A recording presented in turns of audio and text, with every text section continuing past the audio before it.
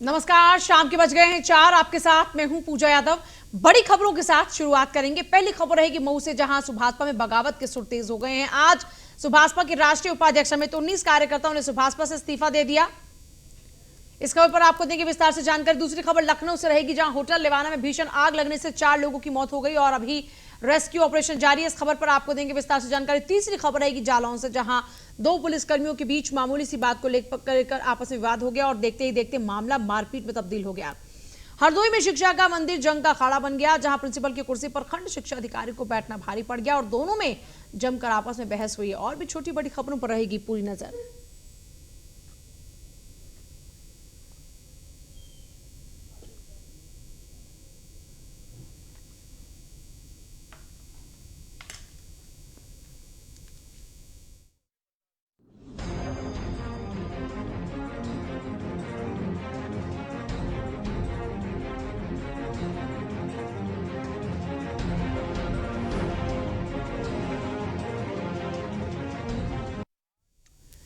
और news one India की खबर का बड़ा असर हुआ। हिरासत में लेवाना होटल के मालिक राहुल अग्रवाल और रोहित अग्रवाल, पुलिस हिरासत में उनको लिया गया है। लेवाना होटल अग्निकांड के बाद ये बड़ी कार्रवाई है। ये बड़ा अपडेट आपको दे रहे हैं। न्यूज वन इंडिया की खबर का हुआ बड़ा असर। हिरासत में लेवाना होटल के मालिक दोनों ही अब पुलिस हिरासत में है। ये बड़ी खबर। इस बीच देखिए, लेवाना होटल में हुए इस अग्निकांड के कारण 4 लोग इनकी लापरवाही की भेंट चढ़ गए। राहुल अग्रवाल और रोहित अग्रवाल को हिरासत में लिया गया। लेवाना होटल अग्निकांड के बाद यह बड़ी कार्रवाई है। सुबह से लगातार आपको हर अपडेट दे रहे हैं। जो भी लापरवाहियां बरती गई उनका भी पूरा आपको मामला बताने की हम सुबह से ही कोशिश कर रहे हैं।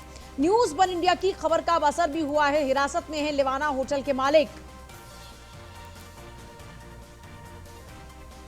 राहुल अग्रवाल और रोहित अग्रवाल को पुलिस हिरासत में लिया गया है। लेवाना होटल अग्निकांड के बाद यह बड़ी कार्रवाई। लेवाना होटल अग्निकांड मामले में बड़ी कार्रवाई है। न्यूज वन इंडिया की खबर का बड़ा असर। हिरासत में लेवाना होटल के मालिक राहुल अग्रवाल और रोहित अग्रवाल को पुलिस ने हिरासत में लिया है। लेवाना होटल अग्निकांड के बाद यह बड़ी कार्रवाई।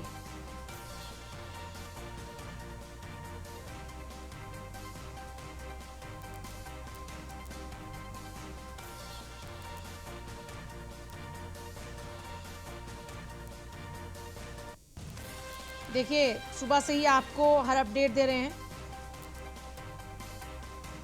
राहुल और रोहित दोनों पुलिस हिरासत में हैं। लेवाना होटल अग्निकांड के बाद ये बड़ी कार्रवाई देखने को मिली है और सुबह से ही लगातार आपको हर अपडेट दे रहे हैं। इस पूरे मामले में जो लापरवाहियां बरती गई हैं उनकी भी पूरी जानकारी हमने आपको दी और बताया कैसे आग ने होटल लेवाना की पूरी पोल खोल दी। सुरक्षा इंतजामों की कई खामियां इसमें दरअसल सामने आई। उत्तर प्रदेश की राजधानी लखनऊ के पॉश इलाके में स्थित लेवाना होटल में सोमवार सुबह आग लग गई। इस आग में 4 लोगों की जान गई, कई लोग घायल हुए। होटल में आग के बाद उसके निर्माण में हुई लापरवाहियां एक एक कर सामने आनी शुरू हुई। अब तक होटल में देखिए, अगर खामियों की बात करते हैं तो देखिए, ये इमरजेंसी एग्जिट का रास्ता इस होटल में है ही नहीं। होटल में आग लगने के बाद उसमें फंसे लोगों को निकालने और फायर ब्रिगेड और अन्य राहत बचाव के लिए जो कर्मचारी पहुंचे उनको अंदर जाने में ही काफी कठिनाइयों का सामना करना पड़ा। होटल की बाहरी दीवारों पर लोहे का ढांचा लगा हुआ था, जिनको तोड़ पाना ही बड़ा मुश्किल काम था। फायर ब्रिगेड के कर्मचारियों ने कटर के जरिए उन्हें 1-2 जगह काटा, इसके बाद ही वो होटल के अंदर दाखिल हो पाए। अगर लोहे के ढांचे की जगह पर कांच होता तो शायद आग इतनी नहीं बढ़ पाती, क्योंकि कांच की खिड़कियों को तोड़ना आसान होता है। लेकिन यहाँ ना फायर सेफ्टी के इंतजाम थे और ना ही मानकों पर खरा उतर पाए ये होटल। एसके वाजपेयी मेरे साथ जुड़ रहे हैं। एसके वाजपेयी का सीधे रुख करेंगे। एसके, फिलहाल दोनों ही मालिक पुलिस की हिरासत में हैं। क्या अपडेट अभी तक वहां से मिल पा रहा है आपको? बिल्कुल, अगर हम बात करें तो सीधे तौर पर पूरे मामले का संज्ञान मुख्यमंत्री योगी आदित्यनाथ ने लिया है और मुख्यमंत्री के संज्ञान के बाद अधिकारियों के हाथ पैर फूले हैं। सीधे तौर पर चाहे वो लखनऊ विकास प्राधिकरण के अफसर हों, चाहे वो फायर सर्विस के अफसर हों या नगर निगम के अफसर हों या स्थानीय स्तर पर जो पुलिस है उसके अधिकारी हों, हालांकि सभी अधिकारी मौके पर मौजूद हैं और अभी तक एफआईआर नहीं हुई है। लेकिन यह जरूर है कि पुलिस ने एहतियात के तौर पर दोनों को हिरासत में ले लिया है, पूछताछ की जा रही है, क्योंकि हमारी टीम लगातार सुबह से मौके पर थी। न्यूज़ वन इंडिया ने सबसे पहले बताया था कि आग लगी, लेकिन आग की घटना कितनी बड़ी थी वो तस्वीरें भी हमने अपने दर्शकों को दिखाई हैं। और सीधे तौर पर जो लापरवाही है, जो वहां पर लोग होटल में रुके हुए थे उनसे भी हमने बात की थी। उनका कहना था कि फायर अलार्म नहीं बजा, जबकि फायर सिस्टम वहां पर लगा हुआ है। तो सीधे तौर पर बड़े सवाल यही हैं कि आखिर इन दोनों से पुलिस पूछताछ कर रही है कि जो चीजें हैं प्राथमिक तौर पर उनको जानने की कोशिश है, क्योंकि मुख्यमंत्री के निर्देश पर लखनऊ कमिश्नर और साथ ही साथ लखनऊ पुलिस कमिश्नर दोनों को संयुक्त रूप से जांच दी गई है। मुख्यमंत्री ने स्पष्ट तौर पर निर्देशित किया है कि जो भी दोषी हैं उन पर कठोर एक्शन होगा। उसके पहले ये दोनों अफसर जांच करके रिपोर्ट मुख्यमंत्री कार्यालय को दें। तो सीधे तौर पर मुख्यमंत्री पूरे मामले का संज्ञान ले चुके हैं। मुख्यमंत्री खुद हॉस्पिटल पहुंचे थे, जो लोग भर्ती हैं उनका हालचाल जाना था। अब पुलिस लगातार अपना एक्शन ले रही। हालांकि हमने वो तस्वीरें भी दिखाई हैं कि होटल को अब पूरी तरीके से सील कर दिया गया है। जो फॉरेंसिक टीम है उसने पूरे होटल को अपने कब्जे में ले लिया है। फाइनल चेकिंग लगातार जारी है। होटल की फॉरेंसिक टीम जांच कर रही है। हर उस बिंदु को देखने की कोशिश होगी कि आखिर पूरे घटनाक्रम के पीछे वजह क्या थी। तो उसके पहले पुलिस हिरासत में कहीं न कहीं उन चीजों को जानने की कोशिश है कि जो फायर सिस्टम लगा था क्या वो वर्क नहीं कर रहा था, आखिर उसका अलार्म क्यों नहीं बजा। अगर अलार्म बज जाता तो शायद लोग पहले ही समय से बाहर निकल आते और ये इतनी बड़ी घटना होने से बच जाती। जो पुलिसकर्मी वहां पर पूरे रेस्क्यू में लगे हुए थे, 4 पुलिसकर्मी भी इस पूरे सिस्टम में घायल हुए, उनका भी इलाज सिविल अस्पताल में चल रहा है। तो इन सारी चीजों को लेकर उनसे पूछताछ होगी। दूसरी चीज, क्या उनके पास फायर एनओसी थी, दूसरी और जो सुरक्षा के इंतजाम होते हैं जिसमें विभिन्न सारी एनओसी नगर निगम लखनऊ, पुलिस लखनऊ, फायर विभाग, साथ ही साथ एलडीए विकास प्राधिकरण से भी जारी की जाती हैं, तो वो उनके पास क्या क्या चीजें हैं उसको लेकर पुलिस प्राथमिक तौर पर पूछताछ करेगी। हालांकि अभी गिरफ्तारी नहीं है, हिरासत है और अभी तक एफआईआर दर्ज नहीं हुई है, क्योंकि लखनऊ के एडीसीपी पुलिस इनसे पूछताछ करेगी एसके, क्योंकि अभी गिरफ्तारी नहीं, हिरासत है। हिरासत में उनसे पूछताछ की जाएगी कि उन्होंने मानकों को क्यों नहीं पूरा किया हुआ था, या फिर वहां पर जो खामियां रही, ये क्या क्या पूछताछ संभव है उनसे, इस बारे में कोई जानकारी अभी तक मिल पा रही है क्या? कई बिंदु हैं। एक वजह यह थी कि अगर फायर सिस्टम लगा था तो वो फिर वर्क क्यों नहीं कर रहा था, मतलब उसका अलार्म क्यों नहीं बजा, सबसे बड़ा सवाल एक ये है। दूसरा, जो होटल है वो रिहायशी इलाके में बना है, मतलब रेजिडेंशियल इलाका है, वहां पर कॉमर्शियल एक्टिविटी करने की अनुमति एलडीए से उनको कैसे मिली, उसके लिए उनके पास क्या दस्तावेज है, उस पर भी बात होगी। साथ ही साथ स्थानीय स्तर पर जो चीजें हुई, क्योंकि लोग लगातार ये आरोप लगा रहे थे कि होटल प्रशासन की तरफ से जब ये घटना हुई तो उस तरीके से मदद लोगों की नहीं की गई जो करनी चाहिए थी। तीसरा बड़ा सवाल ये है कि जो होटल है, पूरे होटल में जो इमरजेंसी एग्जिट थे, हालांकि एग्जिट बनाए गए थे लेकिन उनको इस तरीके से सील करके रखा गया था कि कोई भी व्यक्ति ऐसी आपात स्थिति में उनका प्रयोग न करने पाए। और जब टीम वहां पर पहुंची है, जब एसडीआरएफ मौके पर थी, फायर सर्विस मौके पर थी, पुलिस मौके पर थी, उस दौरान भी उन सभी गेट्स को तोड़ा गया है, ना कि वो खुले हैं। तो ये एक बड़ा सवाल है कि अगर इमरजेंसी एग्जिट बनाया भी गया था तो उनको इस तरीके से सील क्यों किया गया था कि अगर आपात स्थिति आती है तो कोई व्यक्ति उससे बाहर निकल ही ना पाए। ये बहुत सारे सवाल हैं। इन सारी चीजों को लेकर कहीं ना कहीं जांच होगी, क्योंकि अभी किसी बात से इनकार नहीं किया जा सकता है। निश्चित तौर पर जो प्राथमिक चीजें निकलकर सामने आई हैं उसमें ये डीजी जो फायर सर्विस है अविनाश चंद्र, उनसे भी हमने बात की थी। उनका भी कहना था कि प्राथमिक तौर पर ऐसा लग रहा है कि शॉर्ट सर्किट से चीजें हुई हैं, लेकिन बाकी के बिंदुओं पर भी जांच की जा रही है। बाकी के बिंदु किसी साजिश का हिस्सा तो नहीं है। उसके अलावा जो वहां पर ग्राहक आते हैं, मतलब जो होटल में रुकने के लिए लोग पहुंचते हैं, उनमें से किसी की लापरवाही से आग तो नहीं लगी है। ये भी बहुत सारे ऐसे बिंदु हैं जिनको लेकर जांचने की कोशिश हो रही है। सबसे बड़ी चीज ये है कि जो होटल को नुकसान हुआ है वो सबसे ज्यादा सेकेंड, थर्ड और फोर्थ फ्लोर को हुआ है, लेकिन जो बेसमेंट है वो अभी बचा हुआ है। तो निश्चित तौर पर उसमें जो डीवीआर होगी, मतलब हर फ्लोर की जो सीसीटीवी फुटेज का एक कंट्रोल रूम होता है वो वहां पर है, तो उसको भी जांचने की कोशिश होगी कि डीवीआर सिस्टम काम कर रहा नहीं कर रहा। अगर कर रहा है तो आखिर आग की प्राथमिक घटना कहां से शुरू हुई, कौन सा ऐसा रूम था जहां से इसकी शुरुआत हुई, या किसकी ऐसी लापरवाही थी जिसकी वजह से इतनी बड़ी घटना हो गई। तो ये बहुत सारे ऐसे बिंदु हैं जिनको लेकर पूछताछ होगी। तो निश्चित तौर पर मुख्यमंत्री की नाराजगी के बाद जल्द ही हमको देखने को मिलेगा जब एलडीए, साथ ही साथ नगर निगम, उसके अलावा लखनऊ पुलिस प्रशासन और उसके साथ ही जो फायर सर्विस के अधिकारी हैं उन पर कार्रवाई हो सकती है, क्योंकि जिस तरीके से ये पूरी लापरवाही के बाद इतनी बड़ी घटना हुई है, निश्चित है उसमें किसी की भी संलिप्तता से इनकार नहीं किया जा सकता कि आखिर ऐसे पौष इलाके में जो कि हजरतगंज है, हजरतगंज को राजधानी लखनऊ का दिल कहा जाता है और बिल्कुल जहां पर हाई सिक्योरिटी जोन आता है, मतलब जहां विधानसभा है, जहां पर लोक भवन है, जहां पर मुख्यमंत्री कार्यालय है, बहुत सारे जो हाई सिक्योरिटी जोन के ऑफिस हैं, वहां से 2 से 2.5 किलोमीटर दूर का ये पूरा मामला है। तो निश्चित तौर पर सवाल बड़े हैं। अब देखना यह है कि इन सारे सवालों का जवाब ये दोनों हिरासत में क्या देते हैं, उसके बाद आगे का एक्शन क्या होता है और मुख्यमंत्री की तरफ से जांच रिपोर्ट आने के बाद क्या एक्शन इन संबंधित अधिकारियों पर लिया जाता है। जी चलिए ठीक है, इसके आप लगातार नजर बनाए रखिए, आपके पास वापस अपडेट्स के लिए पहुंचेंगे और वापस आपसे तमाम जानकारी लेते रहेंगे। लेकिन इस बीच और भी कई बड़ी खबरें हैं जिनका रुख कर रहे हैं। इनमें मऊ से यह खबर है, राजनीतिक तौर पर यह बड़ी खबर है। सुभाषपा अध्यक्ष ओम प्रकाश राजभर को लगा है बड़ा झटका। 19 सुभाषपा कार्यकर्ताओं ने पार्टी से दिया इस्तीफा। राष्ट्रीय उपाध्यक्ष महेंद्र राजभर ने भी सुभाषपा को टाटा बाय बाय कह दिया। ओम प्रकाश राजभर के खिलाफ नारेबाजी की गई। दरअसल ओम प्रकाश राजभर से ये कार्यकर्ता नाराज थे और उनकी तरफ से बड़े गंभीर आरोप लगाए जा रहे हैं। बड़ी बात यह है, ओम प्रकाश राजभर के खिलाफ नारे लगाए गए और ये एक बड़ा झटका है। देखिए, ओम प्रकाश राजभर के लिए, ओम प्रकाश राजभर से नाराज इन कार्यकर्ताओं ने ओम प्रकाश राजभर को टाटा बाय बाय कह दिया और बड़े गंभीर आरोप ओम प्रकाश राजभर के ऊपर लगाए भी हैं।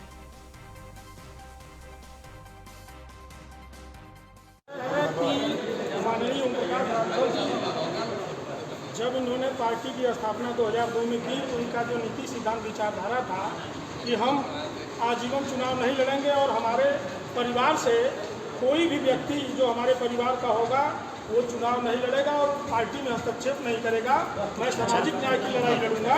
लेकिन इन्होंने आते आते जब ये पिलर हैं माननीय महेंद्र राजभर जी, डॉक्टर बलिदान राजभर जी, वो राइट और लेफ्ट आज भी थे, लेकिन इन्होंने 20 साल तक इतनी उपेक्षा की कार्यकर्ताओं की, पदाधिकारियों की। उनका कहना था कि मैं आजीवन चुनाव नहीं लड़ूंगा और उन्होंने चुनाव लड़ा, मंत्री बने और पद प्रतिष्ठा लिए। आज वायु सुरक्षा लेकर के किसके साथ गठबंधन करते गए, गठबंधन करते करते अपने नीति सिद्धांतों को उन्होंने ताक पे रख दिया। कब तक कार्यकर्ता झेलता रहेगा? आज हम कार्यकर्ता हैं, हमारा हर धर्म, जाति और समाज के लोगों से हमारा संबंध है। हम लोग किसके साथ खड़ा होकर के हम विचारधारा और नीतियों की बात करेंगे? आप तो वायु सुरक्षा लेकर के चले गए, कार्यकर्ता को कौन सुरक्षा देगा? संख्या में सुहेल देव भारतीय समाज पार्टी से हम कार्यकर्ता नेताजी की जो लड़ाई सही दिशा से भटक गए हैं, आज उससे उस लड़ाई से हम लोग क्षुब्ध होकर के सुहेल देव भारतीय समाज पार्टी से सामूहिक हम लोग इस्तीफा दे रहे हैं। कितने लोग हैं आपके? हम 30 की संख्या में आज हैं। क्या मुख्तार अंसारी को लेकर या वो उनके बड़े भाई हैं, जब भी उनको ज़रूरत होता है निर्णय लेने के लिए अपने बड़े भाई से राय लेकर के निर्णय लेते हैं। इस नाते हम कार्यकर्ता आज से अब उनके साथ नहीं। हरदोई में स्कूल ही जंग का अखाड़ा बन गया। प्रिंसिपल की कुर्सी पर खंड शिक्षा अधिकारी को बैठना भारी पड़ गया। दोनों में आपस में जमकर बहस हुई। बेसिक शिक्षा अधिकारी तक ये पूरा मामला पहुंच गया। दूसरे विभाग के अफसर से कराई जाएगी जांच, बीएसए ने यह जानकारी दी है। प्रिंसिपल की कुर्सी पर खंड शिक्षा अधिकारी को बैठना इतना भारी पड़ गया कि दोनों में आपस में बड़ी जबरदस्त बहस हुई। आशीष सिंह मेरे साथ हैं। आशीष, क्या अपडेट है मामले में? आशीष, आशीष, शायद आवाज नहीं पहुंच पा रही है। ज्यादा जानकारी लेंगे बाद में, लेकिन फिलहाल आपको बता दें कि हरदोई में स्कूल जंग का अखाड़ा बन गया। देखिए, आमतौर पर स्कूल को शिक्षा का मंदिर कहा जाता है, जहां पर बच्चे जाते हैं, शिक्षा ग्रहण करते हैं और वहीं से उनके चरित्र निर्माण की प्रक्रिया शुरू होती है।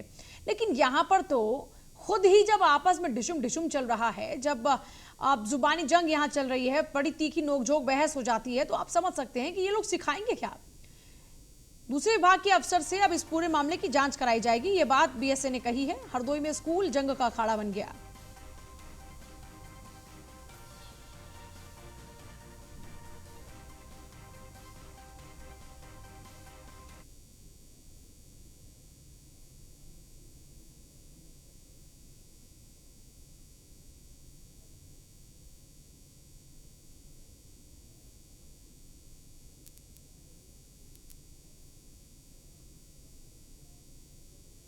तो देखिए दूसरे विभाग के अधिकारी से इस पूरे मामले की जांच कराई जाएगी। हरदोई में स्कूल जंग का अखाड़ा बन गया।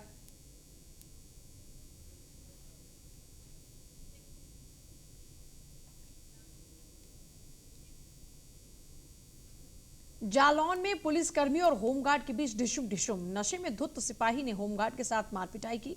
सिपाही ने होमगार्ड पर जमकर लात घूंसे बरसाए। सिपाही ने होमगार्ड को पटक पटक कर पीटा। जालौन के रामपुरा थाना क्षेत्र का ये मामला है। तस्वीरों में आप देख सकते हैं कैसे यहाँ ढिशुम ढिशुम चल रहा है। मतलब आपने आमतौर पर फिल्मों में ऐसी तस्वीरें देखी होंगी, लेकिन ये एकदम लाइव फिल्म आप देख लीजिए। और इस फिल्म के कैरेक्टर पता है कौन है आपको? वो पुलिसकर्मी जो आपकी सुरक्षा में तैनात रहते हैं, लेकिन यहाँ पर ये आपस में ही देखिए कैसे एकदम एकदम फिल्मी शूटिंग चल रही है। ऐसा लग रहा है आपको, दूर से देखकर लगेगा ऐसे कोई फिल्म की शूटिंग चल रही है, लेकिन ये रियल शूटिंग है। ये रियल शूटिंग है जहां पर ढिशुम ढिशुम भी आपस में दोनों सहयोगी भिड़े हुए हैं। एक दूसरे को अभद्र भाषा ये लोग बोल रहे हैं।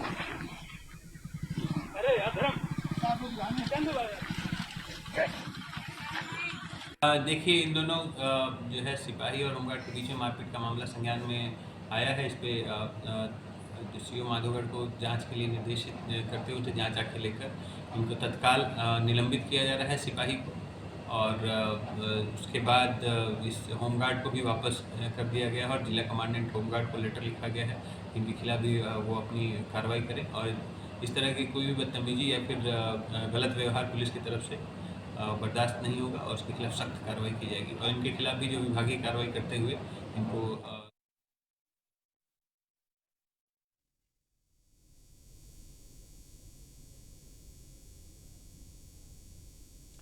देखिए जालौन की ये तस्वीरें हैं जहां जालौन में खाकीधारी ही आपस में भिड़ बैठे और फिर आप देख सकते हैं उसके बाद क्या हुआ। एकदम ढिशुम ढिशुम यहां पर चलता है और इतना ज्यादा चलता है कि रोके से नहीं रुकता।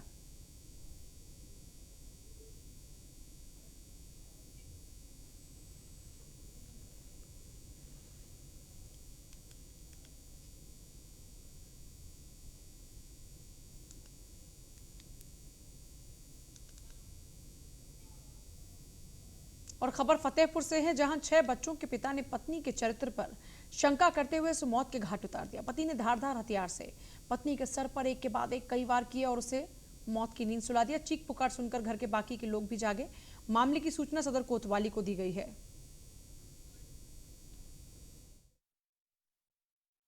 का दिमाग खराब था, संतुलन इसी करके इधर उधर भाग रहे थे। मम्मी कह रही थी कहाँ भाग रहे हो रात में, बैठ गई। मेरे भाई का पैर टूटा था, उसी करके दिमाग में टेंशन होती गई।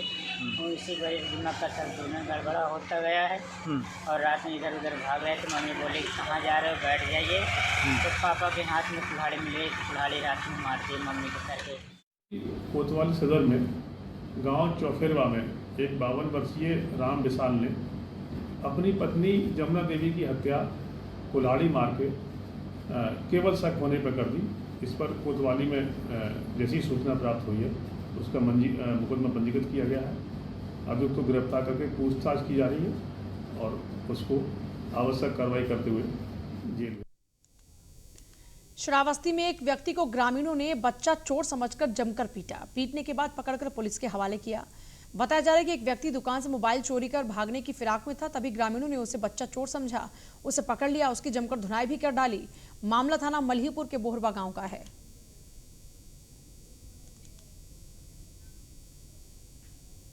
और एटम में अवैध कब्जा हटाने पहुंची टीम को हाईकोर्ट के स्टे ऑर्डर के बाद लौटना पड़ा। प्रशासन की टीम कोतवाली नगर क्षेत्र के कटरा मोहल्ले में डॉक्टर आनंद राठौर के हॉस्पिटल पर बुलडोजर चलाने पहुंची थी। पुलिस फोर्स ने हॉस्पिटल को तोड़ने के लिए खाली भी करवा लिया। इसी दौरान हॉस्पिटल के मालिक डॉक्टर आनंद राठौर के अधिवक्ता राहुल सक्सेना ने हाईकोर्ट का स्टे ऑर्डर अब दिखाया। स्टे ऑर्डर में किसी भी प्रकार की डिमोलिशन की मनाही की गई। मामले में एडीएम प्रशासन आलोक कुमार ने बताया कि जो कृषि विभाग की जमीन है उस पर डिप्टी डायरेक्टर कृषि का ऑफिस बना हुआ है।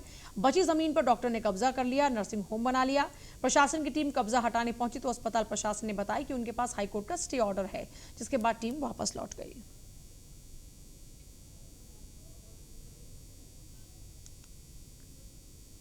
फिरोजाबाद में तमंचा दिखाकर फिल्मी स्टाइल में ज्वेलर्स की दुकान से जेवरात लूटकर ले जाने की कोशिश का मामला। पूरी घटना दुकान में लगे सीसीटीवी में कैद हो गई। इसका वीडियो वायरल हो रहा है। पिता पुत्र ने हिम्मत दिखाई तो लुटेरों को धर दबोचा और 2 बाइक से भाग भी निकले। दबोचे गए लुटेरों से पुलिस पूछताछ कर रही है। थाना नारखी क्षेत्र में नगला बीच कस्बे में कन्हैया लाल गोविंद वर्मा नाम के सर्राफ हैं, जिनके यहाँ दोपहर 1 बजे 2 बदमाश दुकान पर आ गए थे। उन्होंने पहले जेवरात देखना शुरू किया। उसी बीच में एकदम से तमंचा निकालकर लूटने का प्रयास किया तो गोविंद वर्मा जी बिल्कुल एकदम से दुकान के बाहर निकल कर के भागे।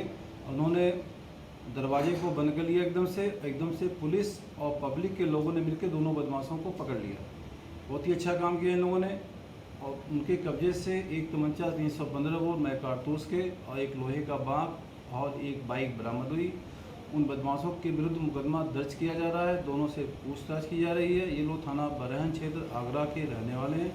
इसे थाना पुलिस और टीम बनाकर पूछताछ करी। एसओजी भी पूछताछ कर रही है। मोदीनगर पुलिस और बदमाशों में मुठभेड़ हुई। मुठभेड़ में बदमाश निशांत उर्फ कल्लू को गोली लगी। बदमाश कल्लू का साथी मोहित भी मुठभेड़ में अरेस्ट हुआ। मौके से लूट की बाइक और अवैध हथियार भी बरामद हुआ। शाहजहांपुर से हापुड़ जाने वाली रोड पर यह मुठभेड़ हुई।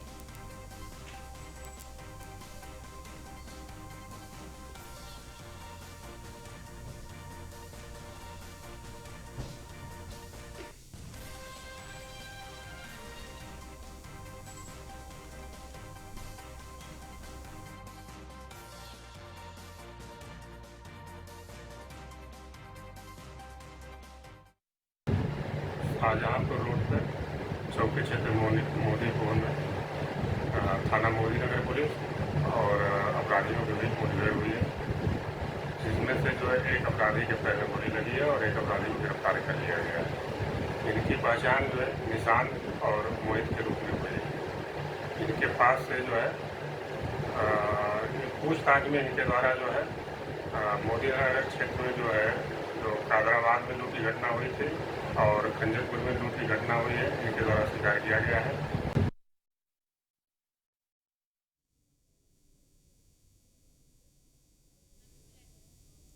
मुठभेड़ में बदमाश को गोली लगी है। बदमाश कल्लू का साथी मोहित भी मुठभेड़ में अरेस्ट हुआ है।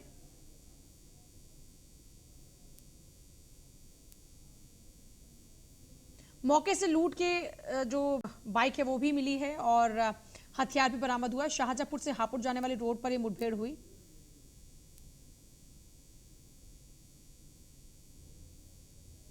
मुठभेड़ में बदमाश निशांत उर्फ कल्लू को गोली लगी है। यह बड़ी खबर इस बीच।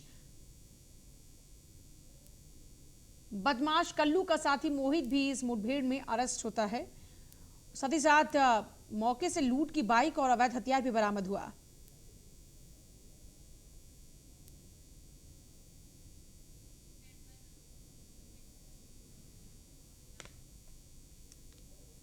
हमीरपुर में नमामि गंगे परियोजना को झटका। पहली बार से हमीरपुर में इंटेकवेल के कई पिलर क्षतिग्रस्त हो गए। बाढ़ में तबाह होने से क्षतिग्रस्त हुए कई पिलर 2 करोड़ 42 लाख की लागत से बनाए गए थे। ये इंटेकवेल के पिलरों के क्षतिग्रस्त होने से निर्माण कार्य की गुणवत्ता पर सवाल भी उठ खड़े हुए हैं।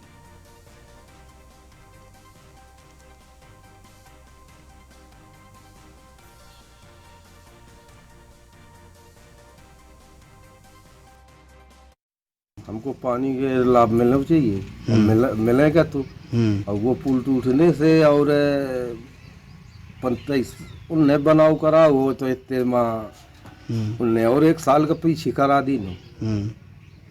अब बताओ पानी इतनी जैसा संख्या 1500-1600 से कम नहीं है। वोटर सब पानी गिर तो मान इंतरा मचे थी हुई मौके में और ने अपन उल्टा पुल्टी करके पुल से बना दिया। पुल तनक सी बाढ़ में पुल टूट के चला गया। क्या समस्या आपके गांव में? अरे यही ये जो वाटर प्लांट आया था बाढ़ की चपेट में टूट के बह गया और जो सरकार ने दिया सुविधा, हम लोग हैंड पाइपों में कुओं में जाते थे, पानी नहीं निकलता था। बुंदेलखंड जानते हैं उसे सूखा गए। ये क्षेत्र है सरकार ने दिया था, हम लोगों को बड़ी खुशी हुई थी। 1 साल बाद पानी पीने को मिलेगा। पहले बहुत खराब थी, सूखा से पीड़ित सदैव रहा है ये क्षेत्र। उसके बाद में सरकार ने दिया प्लांट पानी के लिए, तो वो भी गड़बड़ हो गया। पहली बार जमुना बढ़ी पहली साल, उसी में चली गई कोठी उसकी गल गई। तो उसमें पिचिंग बननी चाहिए, बगैर पूछेंगे तो काम होने वाला। सर हमारे यहाँ का जो नल है, हमारे यहाँ के नल का पानी पीला पड़ जाता है। जैसे हम पानी रखते हैं, पहले तो निकाला तो उतने टाइम तो वाइट रहा, लेकिन अगर लमसम 15 या 20 मिनट रखा गया पानी, 15-20 मिनट के बाद पानी को पीला पड़ जाता है। अगर हम लोग उससे नहाते हैं ना तो साबुन भी नहीं छूटता है, चिपचिपा सा रहता है और कपड़े तो साफ होते ही नहीं। उसके अलावा जैसे हम लोगों के यहाँ कोई सप्लाई वाला पानी भी आता है तो वो गड्ढों का पानी आता है, तो गड्ढों का पानी के होने की वजह से आप अभी भी हमारे यहाँ पानी भरा रखा है ड्रामों पे, देख लीजिएगा, उस पर कीड़े भी आते हैं। तो हम लोगों को आप ये समझ लीजिए कि कीड़े भी पीना पड़ता है। एक समय ऐसा आया था कि हम लोगों के पानी में सांप भी था। वो तो हमारी मदर इन लॉ को रात में दिखा नहीं, मेरे फादर इन लॉ की नज़र उस पर पड़ी तो उसमें सांप था। या तो हमारी खुद नसीबी गई है कि हम मतलब हमारे लिए अच्छा था कि हम लोगों ने वो पानी पिया नहीं। सरकार ने दिया था ये पावर प्लांट, तो पहले हैंडपैप में जाते थे, दिक्कत थी। ये आस थी कि ये बन जाएगा तो जल्दी पानी पीने को मिलेगा। बाढ़ के आने पे पुल टूट के बह गया। अब यही पुल को जल्दी से जल्दी बनना चाहिए और 1 साल के लिए पीछे हम लोग चले गए। यही है सरकार से कि अच्छा मजबूत बनाएं। हमको पानी के लाभ मिलना चाहिए, मिलेगा तो। और वो पुल टूटने से और 25 उन्हें बनाव करा हो तो इतने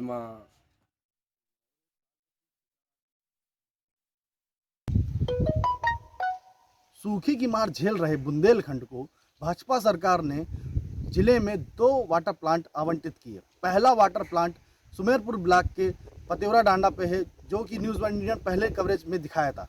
अब हम पहुंच चुके हैं हमीरपुर जिले के कुरारा ब्लॉक, जो कि दूसरा वाटर प्लांट है, जो हरावलीपुर है। आप देख सकते हैं ये मेरे पीछे जो वाटर प्लांट है, यहाँ पर आई हुई बाढ़ ने किस तरीके से इसको क्षतिग्रस्त कर दिया और जो इसके जो पिलर थे वो बहा करके ले जा चुकी है। आप देख सकते हैं जो वाटर प्लांट का जो एंटी वेल है, इसको देख सकते हैं कि जो ब्रिज बना हुआ है वो पूरी तरीके से बैरिकेड कर दिया गया और यहाँ पर किसी भी तरीके से लोग ना आ पाए, इसके लिए यहाँ पर प्रशासन भी अलर्ट है। यहाँ मैं बता दूं जो वाटर प्लांट जो बनाए गए हैं जिले में, उससे 100 से अधिक लोगों को गांव में पानी पहुंचाने का काम करता था। अब देखने वाली बात ये होती है, जो जिला प्रशासन बहुत तेज़ी से काम कर रहा था, अब इसको लेकर के कितनी तेज़ी से मुस्तैद होता है। अब देखने वाली ये बात है कि ये जो ब्रिज बना हुआ था, जो काम चल रहा था नमामि गंगे परियोजना के तहत, वो किस तरीके से अब परियोजना का लाभ लाभार्थियों तक कब तक पहुँचेगा। हमीरपुर से अभिषेक कश्यप, न्यूज़ वन इंडिया। और फिलहाल आपसे ले रहे हैं इजाजत, लेकिन आगे भी तमाम खबरों के लिए आप देखते रहिए आपका अपना चैनल न्यूज़ वन इंडिया। नमस्कार।